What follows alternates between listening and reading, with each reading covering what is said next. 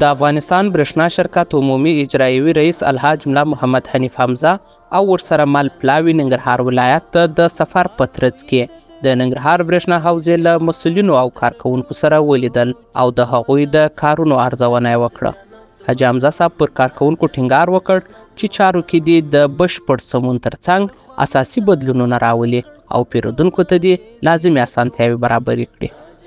دغه راز د افغانستان برېښنا شرکت د دعوت الارشاد رئیس مولوي حنفي صاحب هم کارکوونکو ته په وینا کې وویل ځان څنګه د اخلاقو نمونه جوړ کړو، په خپل منځ کې څنګه ځان جوړ کړو او د امیر په اطاعت کې څنګه د امیر اطاعت په تاسو باندې فرض ده. فرض امیر سره هر څرنګه امر درته کوي چې امیر د قرآن او د حدیث صراحتا مخالف نه په تا باندې اطاعت فرض ده.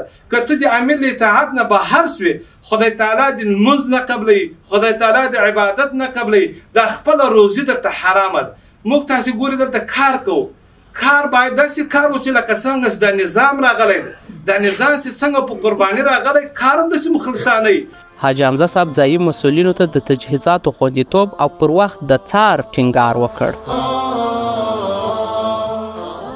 د همدې سفر په لړ کې تللي پلاوي ننګرهار کې له صنعتي فابریکو څخه هم لیدنه وکړه.